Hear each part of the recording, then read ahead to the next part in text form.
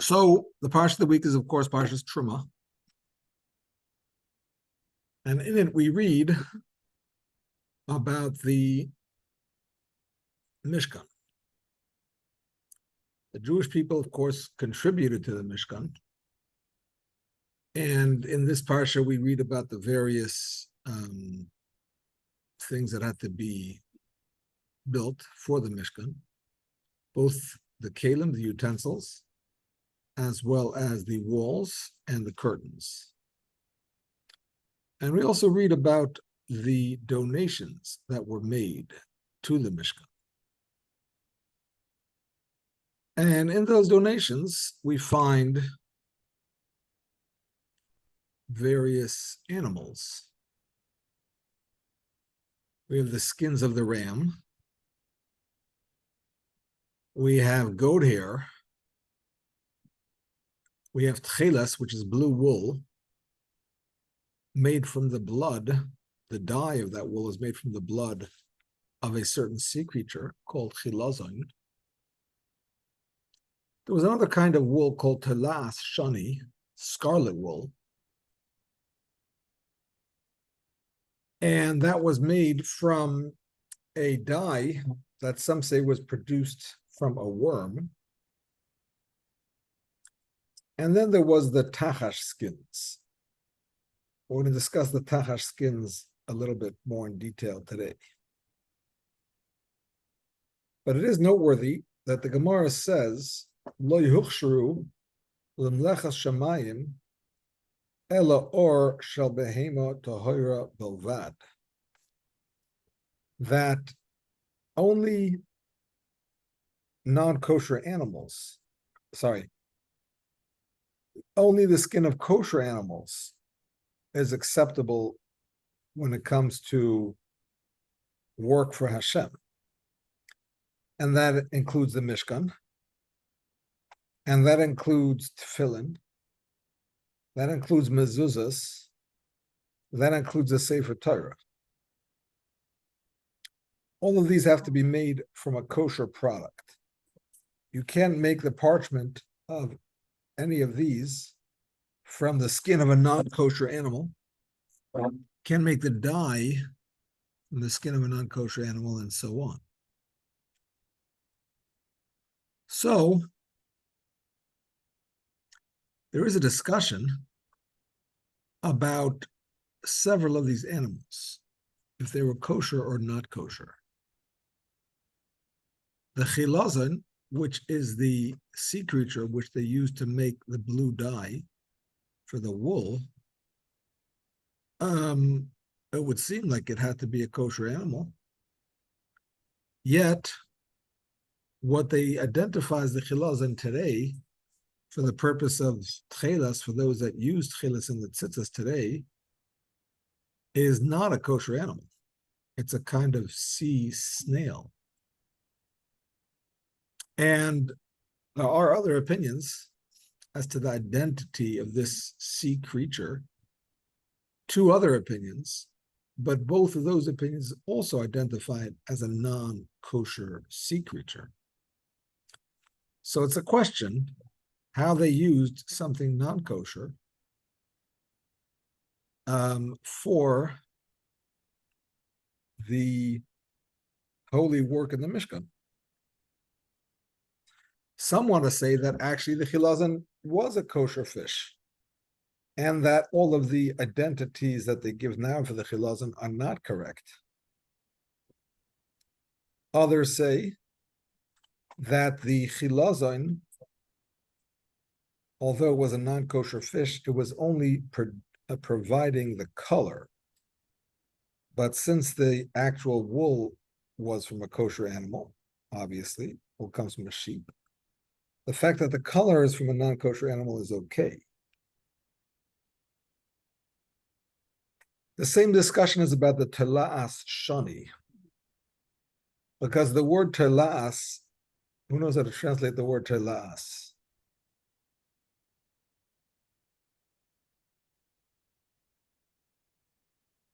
The worm. Exactly. Telas is a worm. What is a worm doing in the Mishkan? worms are not kosher, obviously. So how does a worm product get into the Mishkan? Well, some say that actually the dye did not come from the worm. The dye came from a berry which has a worm infestation in it. And that's why it's called telas shani. That particular color is called telas shani because of the worm infestation. But really, it is the dye itself comes from the berry and not from the worm. Others say that they dried out the worms. It was the worms actually that provided the color, the blood of the worms. However, because they dried it out in the sun until it basically became inedible, so therefore the dye that was made from it was considered a kosher product because it was not made out of an edible product. It's like a piece of wood at that point. And then back to the answer we said about the tchelas, the argument can be made that because it was only the dye that was made from a non-kosher animal, but the wool with which the dye was dyed, so that was from a kosher animal, so the color is just not so important. And we go by the wool, and therefore it's considered a kosher product, and it's okay. Now the question is, what is the tachash? That's the animal that we have to address. What is the tachash? Because here we cannot say those answers because the skin of the tachash was used. Actually, there is another answer, by the way, I forgot to share with you. That some say that the Jews could not take a non-kosher animal with which to make a Mishkan product. But if they bought a product that was made from a non-kosher animal, they could use it. So because they bought the tchelas, it was wool dyed blue. So the non-kosher animal was used, but they didn't buy a non-kosher animal. They bought wool that was dyed blue. The same argument can be made for the telas shani, which is just a crimson dyed wool. Again, they bought it not as a non-kosher product, but as crimson dyed wool. The same argument can be made for the tachash. They didn't get the animal. They got the skins, which were no longer edible because they were turned into leather, really. So they never had a non-kosher product per se. However, the Gemara does not say that in fact. The Gemara says that the tachash was a kosher animal. And Rashi quotes that as well. So here goes the Rashi, which I sent out earlier. The pasuk in the beginning of the parsha says, "V'oyreis elim ha'odamim, v'oyreis tachashim, v'atzei shitim." That one of the 3 of the 15 things that were donated by the Jewish people to make the Mishkan were ram's skin dyed red, tachash skins, and acacia wood. Rashi says, Tachashim, what are these Tachashim? Min chaya, a kind of chaya. Chaya is normally translated as a wild animal, as opposed to a behema, which is a domestic animal.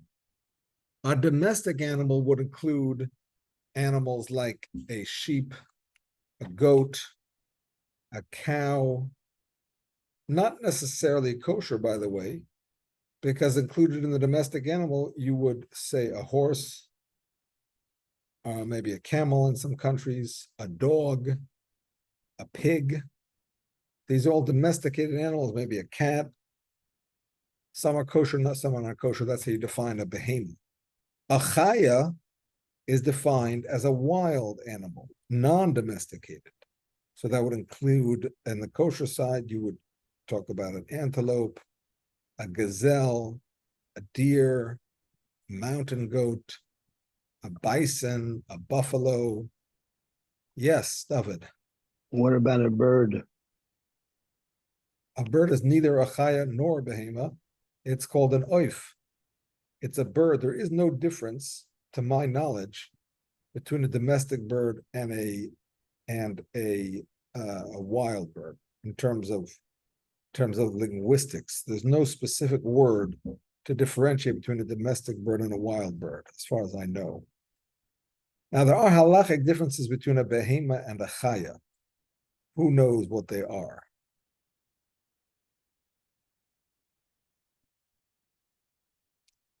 No points will be deducted from your test if you answer wrong, so you may as well go for it. You can take a behema into your house, and you don't want to take a chaya into your house. Well, that's just practical. That's not a halacha. Anyway, you may or may not want to take a behema into your house because they make pretty smelly packages and they can also destroy things effectively. But I hear you. Isaac, what do you say? Kisri Adam, thank you very much. The mitzvah of covering the blood only applies to a chaya. That's correct. Does not apply to a behema. You kill a chicken, you got to do it. It applies to a chaya and an oif, but not to a behema. Because a behema, in theory, was often sacrificed on the mizbeach, in which case the blood was thrown on the mizbeach. And, once in a while you might make your own barbecue, but that's like the exception, at least in theory. So therefore they didn't make it. But a chaya, which is not fit for the mizbeach, you have to cover the blood. That's correct. There's one other difference, Rabbi Isai. Who knows? Gvirotai v'rabotai, I should say, not just Rabbi Isai. Ladies and gentlemen, who knows another difference between a behema and a chaya? Mordechai. Yeah, I think I remember something at the end of one of the Masechtas where it talks about like if an animal comes back to the owner's house on its own or not.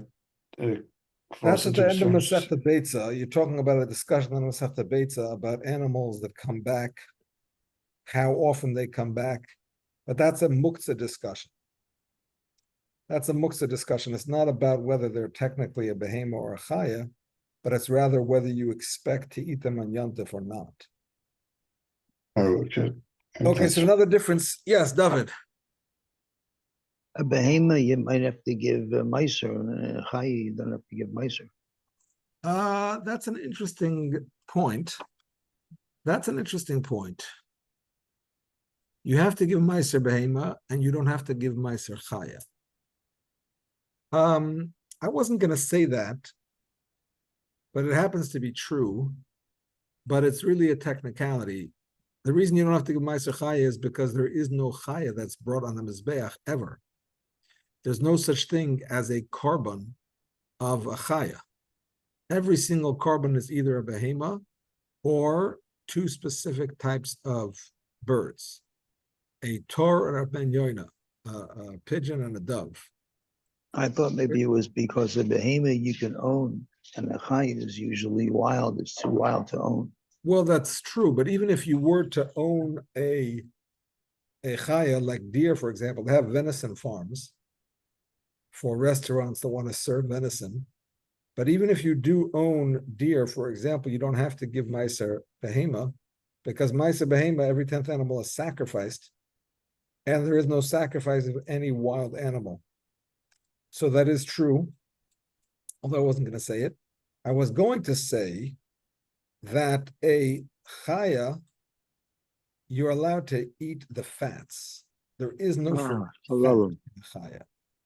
Chelep, you are not allowed to eat the fats of an animal, certain fats of a domestic animal. Those prohibitions do not apply to a chaya, to a wild animal. You're still not allowed to have the blood, but when the Torah talks about the fats of the stomach, the fats of the kidneys, the fats of the loins, the different fats that are forbidden, highly forbidden, by the way, very non-kosher. I mean, if something's not kosher, it's not kosher. There's no half and half. But what I mean is that it's a very severe violation to eat chelev, even worse than eating like a pig, for example, because it's punishable by kares, by death from heaven. But that doesn't apply to chayos, to wild animals, only to domestic animals. What about a buffalo? Is a buffalo a wild animal or a domestic animal? Wild animal. Wild? It's a wild animal. Ezra says wild. Anybody else? Domestic. David says domestic. Not domestic. We have a machlokes. So what else Actually, is the it? Gemara says that there's an animal called a koi, Well, spelled kaf vav yud, and the koi is an animal that we're not sure if it's defined as a chaya or a behemoth. In practice, we cover the blood in case it's a chaya, but you do it without a bracha, and we don't eat the fat in case it's a behemoth. The Ramah, who is the Ashkenazi author of the Shulchan Aruch, says that a buffalo is a koi, and therefore it's a doubt if it's a behemoth or a chaya. So we don't eat the fat, and we do cover the blood, for your information. So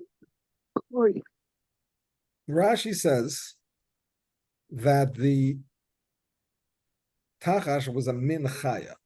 He seems to say that it was a wild animal. V'lo hoisa ela l'sha'a. And it was only temporary. V'harbe gevanim hoyula. It had many types of colors. Lekach meturgum, that's why it's translated, sas goina. The Targum Onkelos, who is the Aramaic translator of the Chumash, written by Onkelos, he translates it as sas goina. Shesas umispaer begvanen shaloi. The name sas goina can be understood as being made of two words. Sus, which means to rejoice, and gavna, which is a color, basically. Gvanin is the plural for colors in Aramaic, and that's what he means. So it was an animal that was very beautiful. It was a multicolored animal, and it was proud of its different colors. It showed off, how the peacock struts about when it spreads its feathers. So this animal also was proud of its colors. Yes, David. That's why I asked about a bird, because a peacock fills all those descriptors. It's multicolored, takes pride in its colors, and spreads its colors, and that's its main thing of pride, is it spreads its wings to show its colors. I hear you, and I think, if I'm not mistaken, peacocks are kosher, actually. We don't eat them, but I believe they are kosher. But they only do that to a peahen. They don't do that in general. Exactly. They only do it when mating, basically to show off to the males. But it's also the feathers, really, that are beautiful, not so much the skin itself. So, but a chaya is a animal, an actual wild animal. Now, the Rebbe has a lot of questions on this Rashi. First of all, why is it important if it's a chaya or a behemoth? I mean, what's the difference?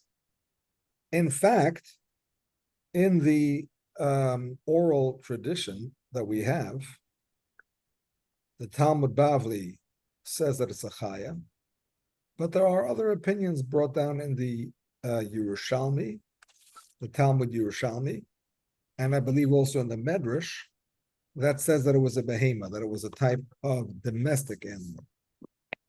Let me just make sure I'm getting this right. Exactly. In the Bavli, it says that it was a chaya. No, excuse me. It says that it was a question whether it's a chaya or a behema. In the Yerushalmi, it says that it was a chaya. Okay, so Rashi is coming down on the side of the Yerushalmi, saying that it was a chaya. That's nice, but like, with all due respect, why is it important? What's the difference? Chaya, behema. I mean, anyway, Rashi's trying to explain to us, the simple meaning of the text. So as far as the simple meaning of the text is concerned, whatever it was, it's not really important. So that's question number one on the Rashi.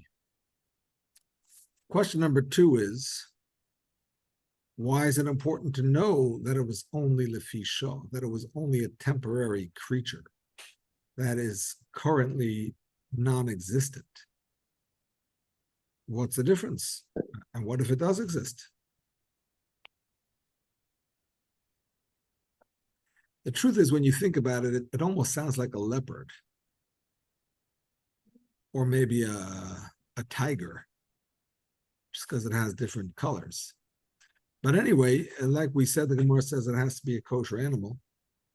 And those are not kosher. But in any case,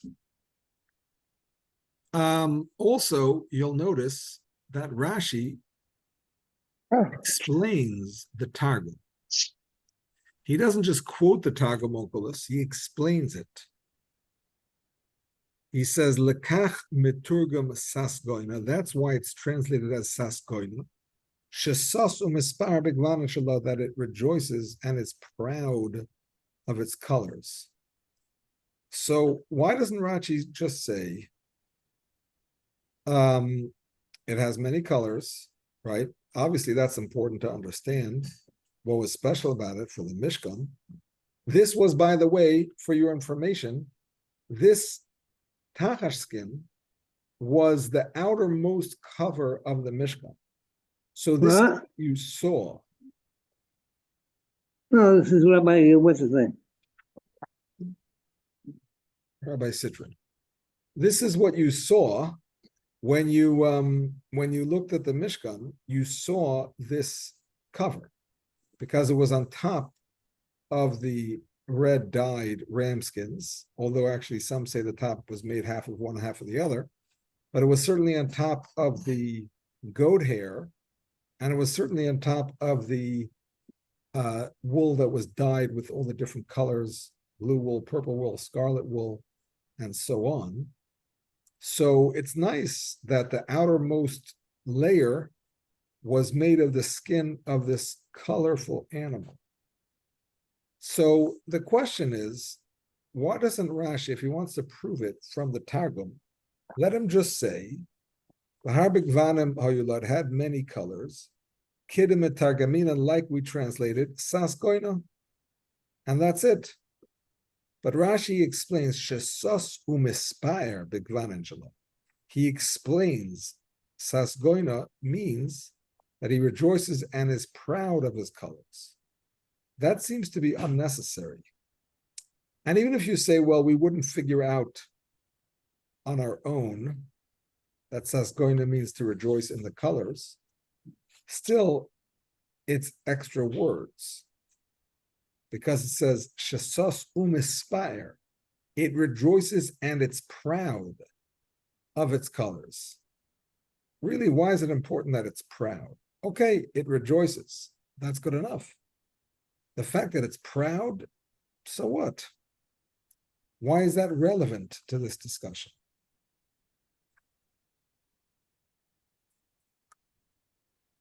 Rabbi, Yes. I'm looking up the 20 Shemos, I'm sorry, 25:5.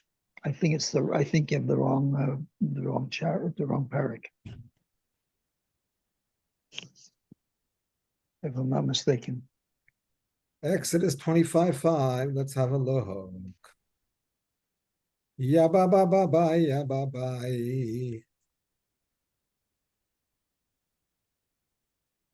Tanakh.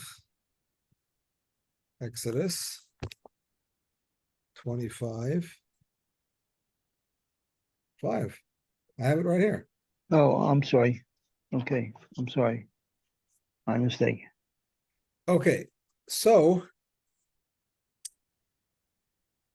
here's the thing, my friends.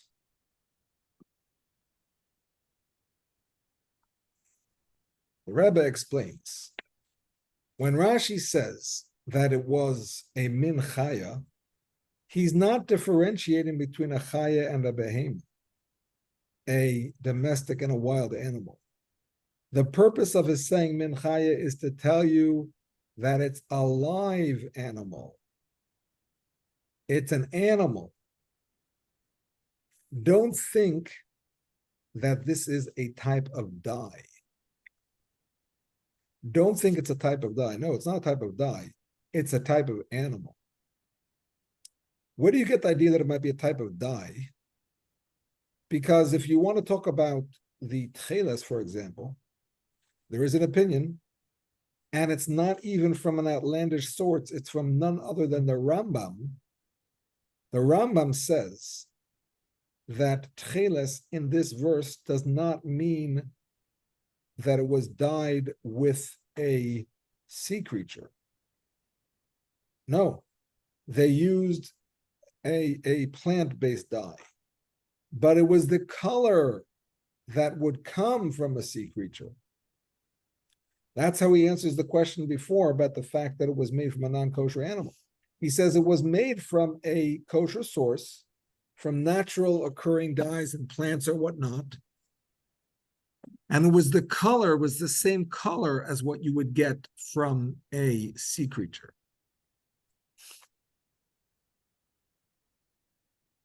So you might think that the pasuk is talking about skins that are dyed with tachash color. What's the color of a tachash? Whatever it is, but it's just a color. It's not an actual animal. And it's referring to those same goat skins. The pasuk says, "Oireis elim me'odamim," goat skins that are dyed red. Ram skins, sorry, not goat skins, ram skins. Ram is a male sheep, male adult sheep.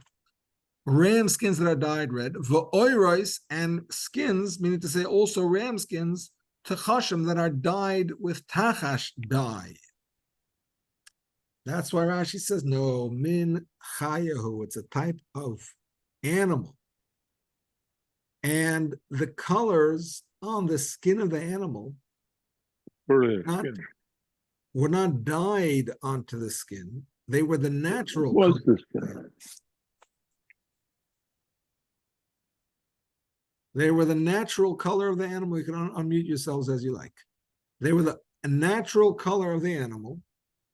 And that's why the animal itself was called sas goina, that it was happy with its colors. Obviously, if it was an animal that was plain colored and you dye it after killing it, that's not an animal that's going to get a name that has to do with colors. It got the name that has to do with colors because it was an animal that naturally had colors.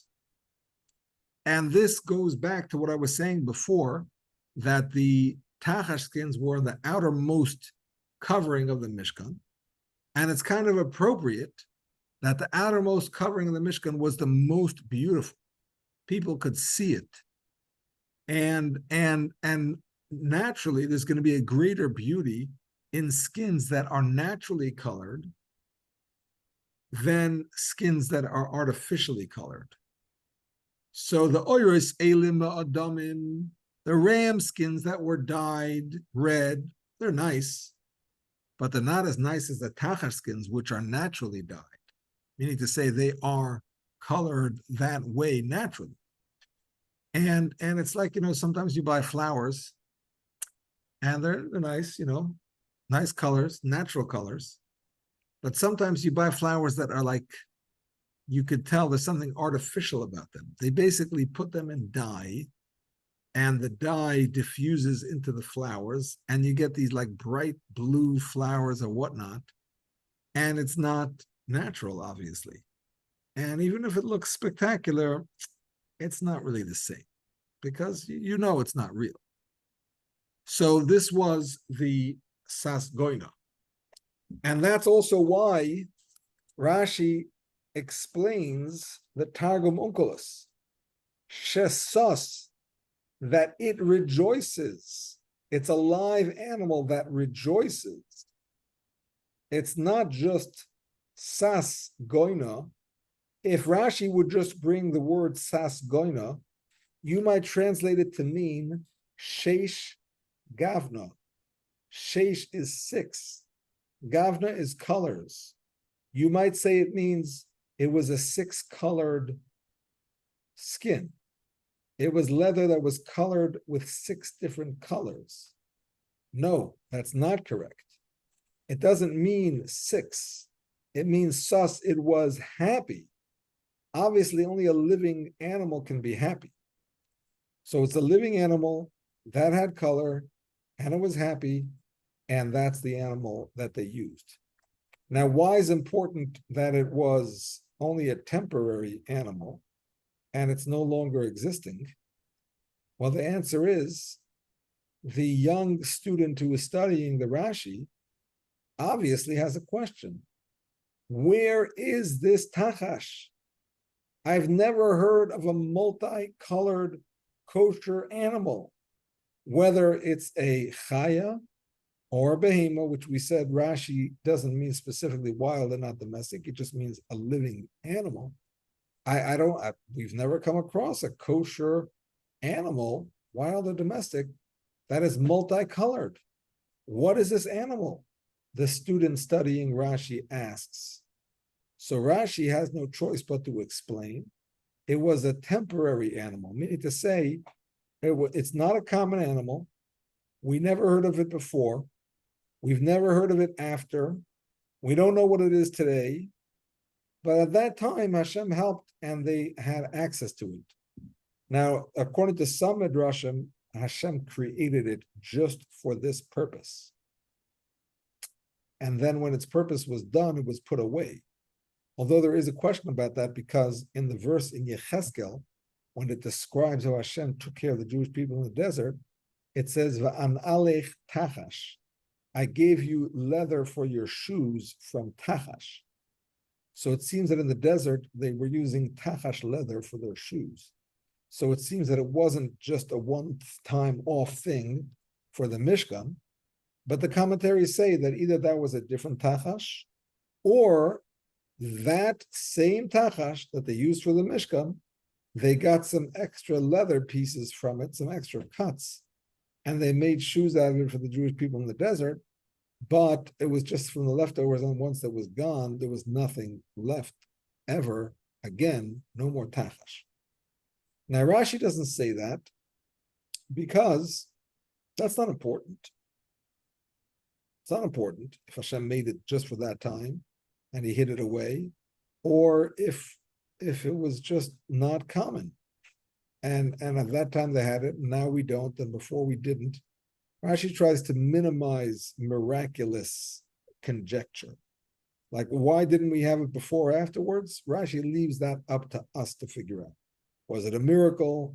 Was it just naturally a very scarce and rare animal, and Hashem helped bring it to light for that time only? Rashi leaves that open for us to figure out because it's not important. The important thing to know is that it was a beautiful animal with many colors.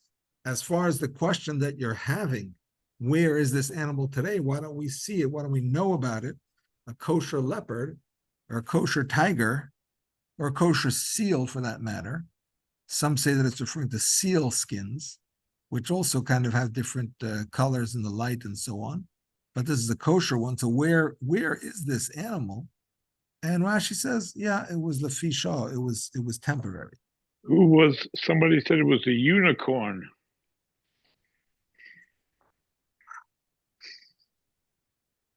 I did see somewhere that it was an animal perhaps with one horn. The problem with a unicorn is that a unicorn is not a kosher animal. Whether it exists or not is another question, but it's not a kosher animal. How do you know? You ever saw the split hooves? Well, according to the drawings of it, it's basically a horse with a horn. Basically, I mean, from the outside, a chazer is kosher too. No, because it has split hooves, but horses don't have split hooves. Right. I never saw the hoof of a unicorn. I'm just saying, it's not a unicorn the way that Also, you needed people- a flock. Unless this was one big animal, you needed to have a flock of tchashim. no problem. Hashem could make a flock. No question. That's not a problem. Now, there is a book by the zoo rabbi. There's a fellow in England called the zoo rabbi, Nosson Slifkin, who writes about animals in the Torah. And he has an idea about the tachash. He says it's the giraffe. Because the giraffe is a kosher animal, according to most opinions. And it is actually a chaya, by the way. It's not a domestic animal. And it doesn't have a horn, but it has like a protrusion in the middle of its head. Because the tachash is described in some places as having one horn. It has like a little knob in the top of its head, which you might describe as a horn. And that's why he conjectures, this is conjecture, we don't know for sure, but he conjectures that the tachash may have been a giraffe. Just as a matter of interest. Now, what do we learn from all of this? Obviously, we don't just learn Torah as a history book. We learn it as a lesson in our daily lives. What can we learn from this? So the Mishkan was built as a replica of all of the divine energies in the world. It was like a microcosm of the divine energy that exists in the world. Can you take that call right now? It was a microcosm of all of the divine energy. Different aspects of the Mishkan represented different divine energies, different utensils, different images, right? There's the image of the Kruvim. There is the image that was knitted into the tapestries. And there was the measurements of the Mishkan, the exact precise measurements. Each of them had meaning. Nothing was a mistake and just happenstance, because the Mishkan was like concentrated, so to speak, a concentration of Hashem's energy, representing. It was like a microcosm of Hashem's energy as it relates to the entire world. And the point of the Mishkan is that we should know that all of the world, every single aspect of the world, comes from Hashem. There's nothing that doesn't come from Hashem. And that's why it represented the entire universe, all the different realms, to indicate that all those realms come from Hashem. But what's important to know is that it's not just the fact that everything comes from Hashem in general, but that the specifics of every single creature are also from Hashem. The specific character of every creature, the details of those creatures, what they do, how they do it, everything is part of Hashem's divine plan. In fact, the Alter Rebbe explains in Tanya, and now we're going to get a little bit Kabbalistic. So I need you to pay attention. You guys learn Tanya, yeah? You have a Tanya class here in this group? No? Chassidus? You learn Chassidus though? What do you learn in Chassidus? My Marim of the Rebbe, the Alter Oh, Rebbe, nice. Nice. Who teaches that? Rabbi Rice. Rabbi Rice from California, Yisrael Rice? Yes. Oh, nice. You guys have the top of the line. Good, tough competition here. And Okay. on Thursdays, we learn Orach Chaim HaKodesh on the Parsha, Oh, that's nice. With who? Rabbi Smith. Oh, nice. Okay, so listen carefully. When Hashem created the world, he created with 10 utterances. Like we know. Vayomer Elokim Yehi Or. Hashem said, let there be light. And so on. But when Hashem created those things, in the utterances, it doesn't say what they're supposed to look like. What is light supposed to be like? What is dry land supposed to be like? What are the heavens supposed to be like? What is the trees and the grass and the sun and the moon and the stars and the birds and the animals and the worms and man? Who said that man is supposed to have 2 eyes, 2 ears, a nose, and a mouth? I mean, where does it say that? The Alter Rebbe says that the utterance created the matter from which all of creation came into being. But the form that the matter takes, right? Because every existence has a form. We're not just blobs. We're formed into specific entities. The form did not come from Hashem's speech. The Tzura. The Tzura, thank you very much. There's the Chomer and the Tzura, correct. The Tzura, which is the form of every entity, came from Hashem's thought, Hashem's desire. Meaning to say, as he said, let there be man, in his thoughts, he doesn't have a brain like we have, obviously. It's a whole different system within Hashem. But in Hashem's desire, Hashem wanted man to look exactly like man looks. He didn't express it in the speech. He just desired it. The speech was man, and the desire was the details of man which make us the way we are. And basically, the desire of Hashem is a higher level than the speech of Hashem. Speech is obviously a more external component. And the desire is more internal, it's deeper. And that's why, specifically, Hashem created it with speech. Hashem created the matter of the world with speech, because speech is a limited revelation. Like when you speak to somebody, you're only revealing just a little bit of what you're thinking. And that's why the world as it exists has a sense of being separate from Hashem, because of that speech which is like a limited revelation. But at the same time, there was also Hashem's desire invested in creation, which is what gives us the specific forms that we have. And because that comes from a deeper aspect of Hashem, therefore we also have the ability within ourselves to connect to Hashem in a way of bittul, in a way of nullifying ourselves to Hashem, and not feeling as a separate entity. So again, from the component of our creation of speech, we have the feeling of ego. But from the component of our creation through desire, we have the ability to humble ourselves and feel that we are nothing compared to Hashem. And the point of the Mishkan being made out of this, or at least the most external aspect, the most visible aspect of the Mishkan being made out of this skin that comes from an animal with many colors, is to indicate that Hashem's revelation shouldn't just reach us in a general way to know, yes, we are created by Hashem.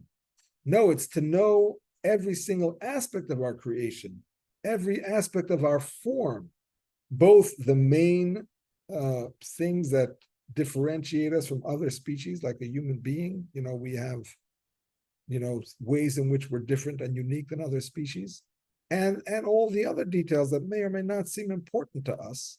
Every single one of those comes from Hashem.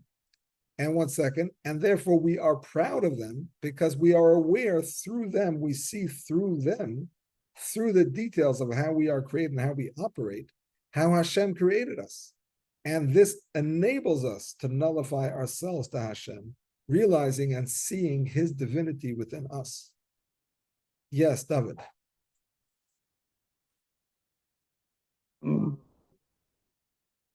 I'm about to say something which is going to blow your socks off, so I hope you're wearing socks. Okay, there's shoes on top of my socks, so I don't know if you'll Okay. succeed, but you can try. Okay. Okay, this is from the Balatorium. It's not mine. So the gematria of Tachash is 708.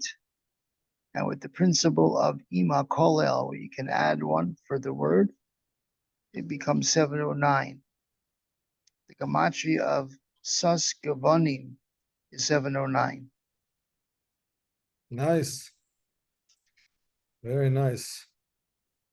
Sus Gavonim is the pride in its colors, which is a phrase taken from the Gemara Shabbos, as you say over here. But how does Saskivanim equal 709? One more time. Saskivanim? Oh, if you Yeah. spell it with a sin, No, with the suf, with the sin. with the sin. Okay. Rashi Yeah. spells it with a samach. When you spell with a samach, you're not going to get to 709. But you mean Yeah, it with a sin. it says they're interchangeable. Right. Because he said Okay. over here. No, you said over here, but it's just sus and mispar gevonim. Yeah, exactly. In You- the Targum, it's with a samach, but shasas is with a sin. Okay, Yeah, my so friends, Rashi thank you so says much for sus. joining. It's been a pleasure. Rashi says sus gevonim. Shasas on aspire, yes. He rejoices and he's proud. Okay, my friends, it's been a pleasure. Goyach, our pleasure. Thank you, Rebbe. Thank you, Rabbi. See you next Monday with Hashem's help. Kol Tov. Kol Tov. Rabbi. Good Shabbos, everybody. Shabbos. Yes.